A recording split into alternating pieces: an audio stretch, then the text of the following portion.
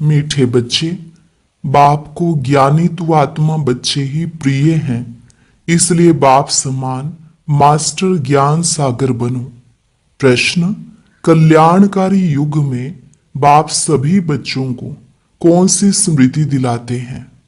उत्तर, बच्चे तुम्हें अपना घर छोड़े 5000 वर्ष हुए हैं। तुमने 5000 वर्ष में 84 जन्म लिए। अब यह अंतिम जन्म है, वानप्रस्थ अवस्था है, इसलिए अब घर जाने की तैयारी करो, फिर सुख धाम में आएंगे।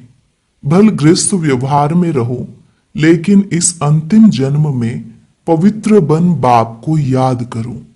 गीत, महफिल में जल उठी शमा। ओम शांति। बच्चों ने यह समझा है कि भगवान एक है, गॉड इज वन। सभी आत्माओं का पिता एक है, उनको परम पिता परमात्मा कहा जाता है। सृष्टि का रचयिता एक है, अनेक हो ही नहीं सकते। इस सिद्धांत अनुसार मनुष्य अपने को भगवान कहला नहीं सकते। अभी तुम ईश्वरीय सर्विस के निमित्त बने हो। ईश्वर नई दुनिया स्थापन कर रहे हैं, जिसको सतयुग कहा जाता है। उसके लिए तुम लायक बन रहे हो। सतयुग में कोई पतित नहीं रहते। अभी तुम पावन बन रहे हो।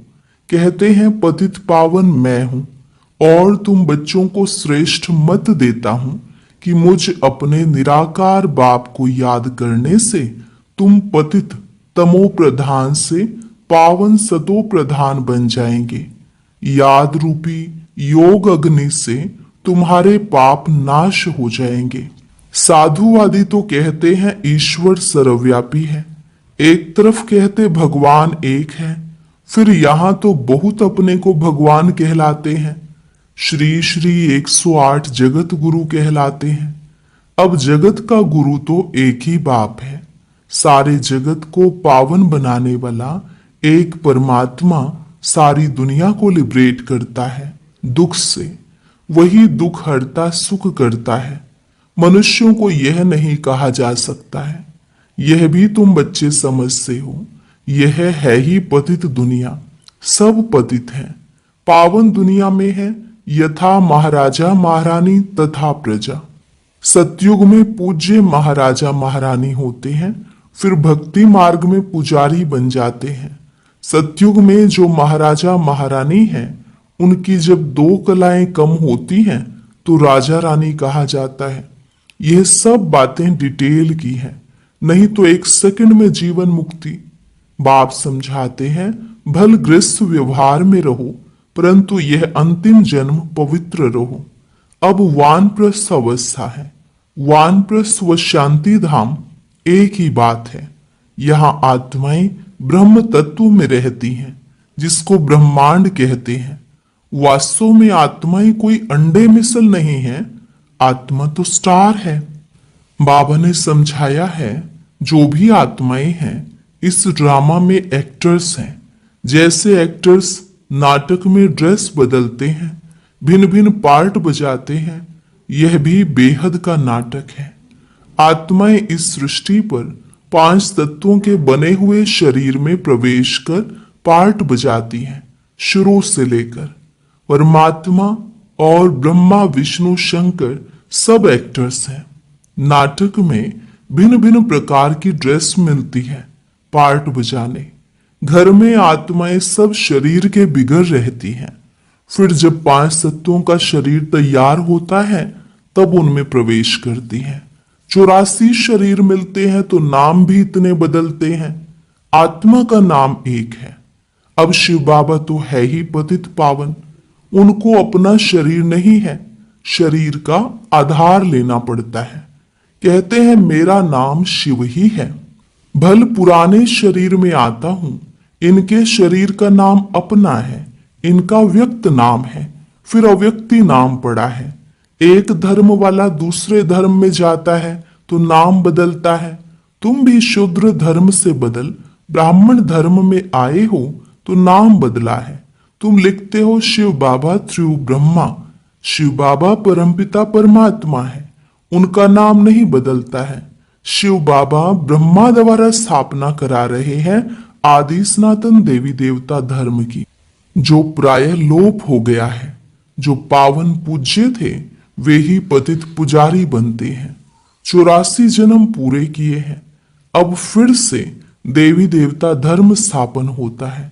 गाया हुआ है, परम पिता परमात्मा आकर ब्रह्मा द्वारा फिर से स्थापना कराते हैं, तो ब्राह्मण जरूर चाहिए। ब्रह्मा और ब्राह्मण कहाँ से आए? शिव बाबा आकर ब्रह्मा द्वारा अडॉप्ट करते हैं, कहते हैं तुम हमारे हो। शिव बाबा के बच्चे तो हो ही, फिर ब्रह्मा द्वारा पोत्रे हो जाते हो। पिता तो एक है सारी प्रजा का, इतने सब बच्चे कुमार कुमारियां हैं, उनको शिव बाबा ब्रह्मा द्वारा अडॉप्ट करते हैं। मनुष्यों को पता थोड़े ही है। बाप आकर आदि सनातन देवी देवता धर्म स्थापन करते हैं, तो ऐसे नहीं कि नए सिराते रहते हैं। जैसे दिखाते हैं प्रलय हुई, फिर पत्ते पर सागर में आया। अब यह तो सब कहानियां बनाई हुई हैं। यह वर्ल्ड की हिस्ट्री ज्योग्राफी रिपीट होती रहती है। आत्मा अमर है, उसमें पार्ट भी अमर है। पार्ट कभी घिसता नहीं है। सतयुग में वही लक्ष्मी नारायण की सूर्यवंशी राजधानी चलती आती है, कभी बदलती नहीं। दुनिया नई से पुरानी, पुरानी से नई होती रहती है। हरेक को अविनाशी पार्ट मिला हुआ है। बाप कहते हैं भक्ति मार्ग में भक्त जिस जिस भावना से भक्ति करते हैं वैसा साक्षात्कार कराता हूँ। कोई को हनुमान का, गणेश का भी साक्षात्कार कराता हूँ। उनकी वह शुभ भावना पूरी करता हूँ। यह भी ड्रामा में नोंद है। मनुष्य फिर समझते हैं कि भगवान सब में है, इसलिए सर्वव्यापी कह देते हैं। भक्त माला भी है। मेल्स में नारद शिरोमणि गाया जाता है, फीमेल में मीरा। भक्त माला अलग है, रुद्र माला अलग है, ज्ञान की माला अलग है। भक्तों की माला कभी पूजते नहीं। रुंड माला, वैजयंती माला पूजी जाती है। ऊपर है फूल, फिर मेरू, फिर हैं बच्चे जो राजगद्दी पर बैठते हैं। वैजयंती माला ही विष्णु की माला है। भक्तों की माला का सिर्फ गायन होता है। यह रुद्र माला तो सब फेरते हैं। तुम भक्त नहीं, ज्ञानी हो। बाप कहते हैं मुझे ज्ञानी तू आत्मा प्रिय लगते हैं। बाप ही ज्ञान का सागर है। तुम बच्चों को ज्ञान दे रहे हैं। माला भी तुम्हारी पूजी जाती है। 8 रत्नों का भी पूजन होता है, क्योंकि ज्ञानी तू आत्मा है तो उनकी पूजा होती है। अंगूठी बनाकर पहनते हैं, क्योंकि यह भारत को स्वर्ग बनाते हैं। पास विद ऑनर होते हैं तो उनका गायन है। 9वां दाना बीच में शिव बाबा को रखते हैं, उनको कहते हैं 9 रत्न। यह है डिटेल की समझानी। बाप तो सिर्फ कहते हैं बाप और वर्षे को याद करो तो तुम्हारे विकर्म विनाश होंगे, फिर तुम चले जाएंगे। पतित आत्माएं पावन दुनिया में जा न सके। यहाँ सब पतित हैं। देवताओं के शरीर तो पवित्र निर्विकारी हैं। वो है पूज्य। यथा राजा रानी तथा प्रजा पूज्य है। यहाँ सब हैं पुजारी। वहां दुख की बात नहीं। उनको कहा जाता है स्वर्ग, सुख धाम। वहां सुख, संपत्ति, शांति सब थी। अब तो कुछ नहीं है, इसलिए इसको नर्क, उनको स्वर्ग कहा जाता है। हम आत्माएं शांति धाम में रहने वाली हैं। वहां से आती हैं पार्ट बजाने। 84 जन्म पूरे भोगने पड़ते हैं। अभी दुख धाम है, फिर हम जाते हैं शांति धाम, फिर सुख धाम में आएंगे। बाप सुख धाम का मालिक बनाने, मनुष्य से देवता बनाने पुरुषार्थ करवा रहे हैं। तुम्हारा है यह संगम युग। बाप कहते हैं मैं कल्प के संगम युगे आता हूं, युगे युगे नहीं। मैं संगम युग में एक ही बार सृष्टि को बदलने आता हूं। सतयुग था, अब कलयुग है, फिर सतयुग आना चाहिए। यह है कल्याणकारी संगम युग। सबका कल्याण होना है। सबको रावण की जेल से छुड़ाते हैं। उनको दुख हरता सुख करता कहा जाता है। यहाँ सब दुखी हैं। तुम पुरुषार्थ करते हो सुख धाम में जाने के लिए। सुख धाम जाना है तो पहले शांति धाम में जाना है। तुमको पार्ट बजाते बजाते 5000 वर्ष हुए हैं। बाप समझाते हैं तुमको अपना घर छोड़े 5000 वर्ष हुए हैं। उसमें तुम भारतवासियों ने 84 जन्म लिए हैं। अब तुम्हारा अंतिम जन्म है। सबकी वानप्रस्थ अवस्था है। सबको जाना है। गायन भी है ज्ञान का सागर व रुद्र। यह है शिव ज्ञान यज्ञ। पतित पावन शिव है। परमात्मा भी शिव है। रुद्र नाम भक्तों ने रख दिया है। उनका असुल नाम एक ही शिव है।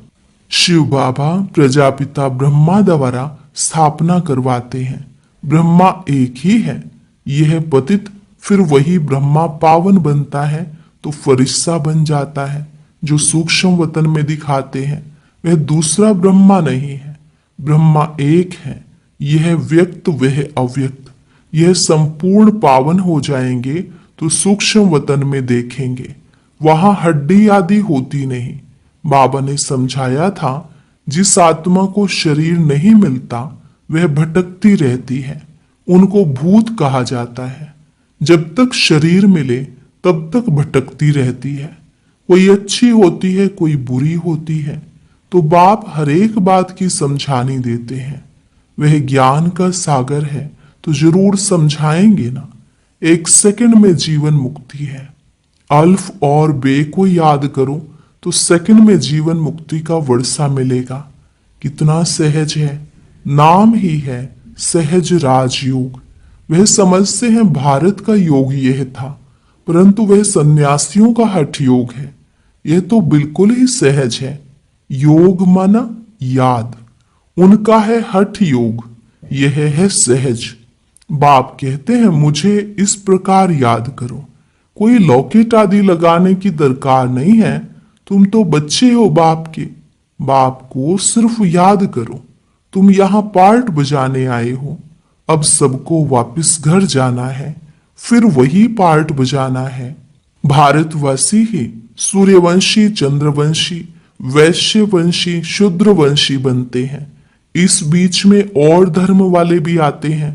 84 जन्म तुम लेते हो। फिर तुमको भी नंबर 1 में जाना है।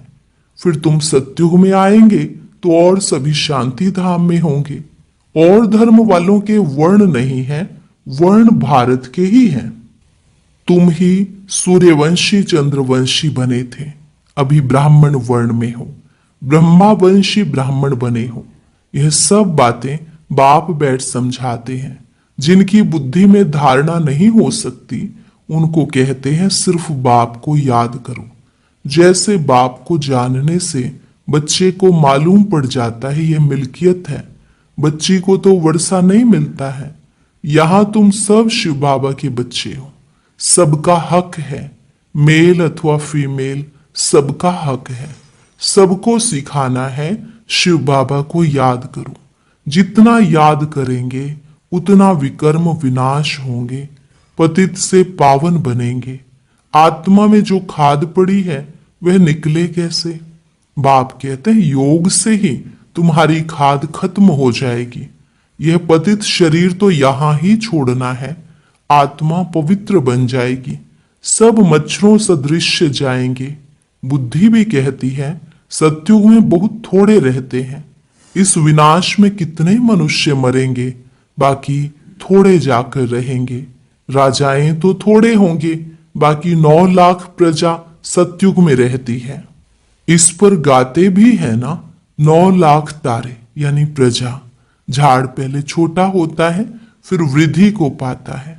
अभी तो कितनी आत्माएं हैं। बाप आते हैं सबका गाइड बन ले जाते हैं। अच्छा, मीठे मीठे सिकिलधे बच्चों प्रति माता पिता बाप दादा का याद प्यार और गुड मॉर्निंग। रूहानी बाप की रूहानी बच्चों को नमस्ते।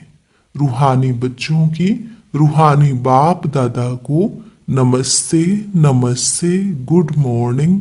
शुक्रिया बाबा शुक्रिया। धारणा के लिए मुख्य सार।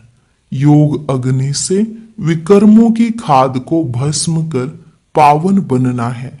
अब वानप्रस्थ अवस्था है, इसलिए वापस घर जाने के लिए संपूर्ण सतोप्रधान बनना है। इस कल्याणकारी युग में बाप समान दुख हरता सुख करता बनना है। वरदान, सदा कंबाइंड स्वरूप की स्मृति द्वारा मुश्किल कार्य को सहज बनाने वाले डबल लाइट भव। सदा कंबाइंड स्वरूप की स्मृति द्वारा मुश्किल कार्य को सहज बनाने वाले डबल लाइट भव। जो बच्चे निरंतर याद में रहते हैं वे सदा साथ का अनुभव करते हैं। उनके सामने कोई भी समस्या आएगी तो अपने को कंबाइंड अनुभव करेंगे, घबराएंगे नहीं। ये कंबाइंड स्वरूप की स्मृति कोई भी मुश्किल कार्य को सहज बना देती है। कभी कोई बड़ी बात सामने आए तो अपना बोझ बाप के ऊपर रख स्वयं डबल लाइट हो जाओ, तो फरिश्ते समान दिन रात खुशी में मन से डांस करते रहेंगे। स्लोगन, किसी भी कारण का निवारण कर संतुष्ट रहने और करने वाले ही संतुष्ट मणि है। किसी भी कारण का निवारण कर संतुष्ट रहने और करने वाले ही संतुष्ट मणि है। अव्यक्त इशारे, निश्चय के फाउंडेशन को मजबूत कर सदा निर्भय और निश्चिंत रहो।